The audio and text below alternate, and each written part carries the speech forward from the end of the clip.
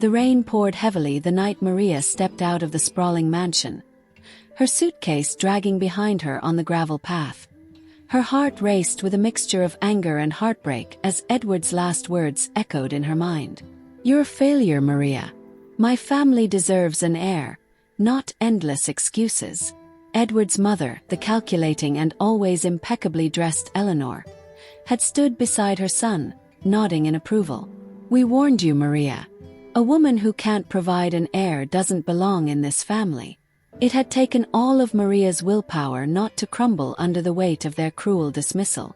4 years she had endured their snide remarks, their probing questions at every family gathering, and the icy disdain that only deepened after every negative test. Maria had begged Edward to see reason, to stand by her, but his loyalty to his mother had proven stronger than his vows. The taxi ride to her small apartment on the other side of the city felt like the longest journey of her life. Maria stared out the rain-streaked window, her trembling hands clutching her stomach. She felt empty, as though the life she had dreamed of with Edward had been ripped away. But deep down, a flicker of defiance stirred. She wouldn't let them break her. 2 months later, that flicker turned into a flame when Maria sat in the dimly lit bathroom of her apartment, staring at a positive pregnancy test. Her breath caught in her throat, disbelief and cautious hope washing over her in equal measure. How ironic, she thought, that she had conceived just weeks after being discarded as infertile. But as the reality set in, Maria knew she had a choice to make. She could try to return to Edward and prove she wasn't the failure they claimed, or she could raise her child on her terms, free from the toxicity of his family. Maria chose freedom. Maria's life transformed with her decision. She left the apartment she could barely afford and moved to a small town, far enough away that Edward or Eleanor wouldn't come looking for her. With the little savings she had, Maria rented a modest but cozy house and began working as a receptionist at a local community center. The town embraced Maria with a warmth she hadn't felt in years. Her co-workers rallied around her during her pregnancy, helping her set up a nursery and reassuring her when doubts crept in. It was a stark contrast to the cold, judgmental stare she had endured in Edward's family home. When her son, Alex, was born, Maria held him in her arms and cried tears of joy. He was perfect, with his father's piercing blue eyes and her dark, wavy hair. In that moment, Maria vowed to give Alex the life he deserved, one filled with love, compassion, and opportunities, no matter how hard she had to work to provide them. Years passed, and Maria worked tirelessly to support Alex. By day, she managed the community center, and by night, she attended online courses in business administration, determined to better her prospects. Alex grew into a bright, curious child with a knack for problem-solving. He loved tinkering with gadgets, often spending hours in their small garage turning old appliances into imaginative contraptions. Maria couldn't have been prouder of her son. Edward's life, on the other hand, hadn't gone as smoothly as he anticipated. His second marriage, to a glamorous heiress named Victoria, quickly soured when they faced the same struggles Maria had. Victoria's insistence on maintaining her jet-setting lifestyle clashed with Edward's desire for a family, and their relationship became a bitter battlefield. To make matters worse, Edward's business ventures began to falter. His once thriving tech company faced stiff competition from younger, more innovative entrepreneurs. By the time he realized the precarious state of his finances, it was too late. Investors pulled out, leaving Edward scrambling to salvage what was left of his reputation. Through it all, Eleanor remained a looming presence, chastising her son for his failures and urging him to find a solution. "You're the head of this family," she reminded him constantly. "You need to restore our legacy." But Edward had no idea how. At 15, Alex's brilliance was undeniable. He had designed a prototype for a solar-powered device that could efficiently charge electronics, a project that caught the attention of his school's science fair judges. When Alex won first place, a local journalist interviewed him, and his invention quickly gained media attention. Maria watched proudly as her son's confidence blossomed. The attention opened doors Maria hadn't dared to dream of, with companies and investors expressing interest in Alex's ideas. But Maria was careful to shield her son from those who might exploit his talent. One day, Alex came home with a letter clutched tightly in his hand. "Mom, you won't believe this," he said, his face glowing with excitement. "There's this big tech summit happening next month, and they invited me to present my prototype." Maria's heart swelled with pride.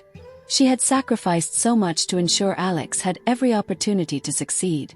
And now, the world was beginning to see the incredible young man she had raised. The tech summit turned out to be a grand affair, hosted in the heart of the city where Maria had once lived with Edward. Alex, dressed in a crisp suit Maria had saved up to buy, took the stage with a confidence that belied his age. He spoke passionately about his invention, captivating the audience with his vision for a sustainable future. In the crowd, an older man leaned forward, his eyes narrowing as he studied the boy on stage. Edward couldn't shake the strange feeling of familiarity as he watched Alex speak. There was something about the boy's features, the shape of his jaw, the way his blue eyes sparkled when he smiled, that tugged at Edward's memory. When the presentation ended, Edward pushed through the crowd, determined to speak to the young inventor. But as he approached Alex, his gaze shifted to the woman standing proudly beside him. "Maria." Edward froze, his mind racing as realization dawned. The boy wasn't just a brilliant inventor. He was his son. Edward stood frozen in place, his mind reeling as he tried to process what he was seeing. Maria, the woman he had dismissed and cast aside so many years ago, was standing there with a boy who could only be his son. The sharp pang of recognition struck him like a bolt of lightning. The blue eyes, the confident stance, the way Alex's brow furrowed in thought. It was like looking at a younger version of himself. Maria noticed Edward before he could compose himself. Her expression shifted briefly, her smile faltering as her eyes met his. But she quickly recovered, wrapping an arm protectively around Alex's shoulder. "Mom, what's wrong?" Alex asked, noticing the tension in her body. "Nothing, sweetheart," Maria said, her voice steady. "Let's grab your things and head out. It's been a long day." Edward couldn't let them leave. He surged forward, his voice shaking as he called out, "Maria." "Wait." Maria paused but didn't turn around. Alex looked between the two, confused by the sudden drama. "Mom, who is that?" he asked. Edward stepped closer, his hands trembling. "Maria, please. I need to talk to you." When Maria finally turned, her expression was ice cold. "There's nothing to talk about, Edward." Alex's brow furrowed. "Wait, you know this guy?" Edward's heart sank. The look on Alex's face told him the boy had no idea who he was. The weight of his choices came crashing down on him. He had spent years blaming Maria for their failed marriage, for not living up to his family's expectations. But now, standing in front of the son he had never known, Edward realized how deeply he had wronged her. "Maria," he pleaded, "please. I didn't know. I didn't know about him." Maria scoffed, her voice sharp. "Of course you didn't. You didn't bother to know. You were too busy listening to your mother, making me feel worthless, and tossing me aside like yesterday's trash." Edward flinched at the bitterness in her tone. "I thought you couldn't have children. That's what the doctors said." Maria's laugh was bitter and humorless. "The doctors you and Eleanor pressured me to see, you mean? The ones who conveniently told you what you wanted to hear. Turns out they were wrong." Alex shifted uncomfortably, his eyes darting between his mother and Edward. "Mom, what's going on? Who is this guy?" Maria knelt in front of her son, her expression softening. "Alex, this is Edward. He's your biological father." Alex's jaw dropped, and he took a step back. "What?" He turned to Edward, his voice rising. "You're my dad. You're the reason Mom had to raise me alone." Edward raised his hands, desperate to explain. "Alex, I didn't know. I swear if I had known." Maria cut him off, her voice laced with anger. "If you had known what? You would have stayed. You would have treated me with the same cruelty you did before." "Don't insult my intelligence, Edward." Edward's face crumpled, the weight of his guilt overwhelming him. He had spent years chasing success, blaming others for his failures, and now he was face to face with the consequences of his choices. He had a son, a brilliant, talented son, and he had missed every milestone, every moment of his life. "I made mistakes, Maria," Edward said quietly. "But I want to make it right. Please give me a chance to get to know him." Maria shook her head, her jaw tightening. "Alex doesn't need you, Edward. He's doing just fine without you." Alex looked at his mother, his voice hesitant. "Mom, maybe I should at least hear him out. I mean, he is my dad." Maria's expression softened as she looked at her son. "Alex, you're old enough to make your own decisions. If you want to talk to him, I won't stop you. But I need you to understand something. This man is not the reason you've had the life you do. He left us with nothing." Alex nodded, his face serious. "I know, Mom. I need to understand." Maria hesitated, then stepped back, giving Alex the space he needed. Edward felt a surge of hope as Alex turned to him, his piercing blue eyes locking onto his own. "Okay," Alex said. "You've got 5 minutes." Edward struggled to find the words as Alex stared at him expectantly. How could he possibly explain the choices that had led to this moment? He decided to start with the truth. "Alex, I didn't know about you," Edward began. "Your mom and we had a lot of problems. My family, they put a lot of pressure on me and I didn't handle it well. I made mistakes, and I hurt your mom in ways I can never take back." Alex's expression was unreadable as he listened. "So what? You just threw her away because she wasn't good enough for your family?" Edward flinched at the bluntness of the question. "It wasn't like that. At least, I didn't think it was at the time. I thought I was doing what was best for both of us." Alex crossed his arms. "And now? What do you want from us now?" "I don't want anything," Edward said quickly. "I just want a chance to be part of your life. I know I don't deserve it, but you're my son, Alex. I can see how incredible you are, and I want to get to know you." Alex tilted his head, studying Edward carefully. "If you really mean that, then prove it. But don't think you can just waltz back into our lives and pretend the last 15 years didn't happen." Edward nodded, his chest tightening. "I understand. I'll do whatever it takes." As Alex walked back to Maria's side, she shot Edward a warning look. "Don't think for a second that I'll let you hurt him. If you so much as break a single promise, you'll never see him again." Edward nodded solemnly. "I won't. I promise." But as Maria and Alex walked away, Edward couldn't shake the feeling that winning back their trust would be the hardest battle of his life. Edward sat alone in his quiet, dimly lit apartment. The grandeur that had once defined his life was gone, replaced by stark walls and mismatched furniture. He stared at the photo he had taken at the tech summit.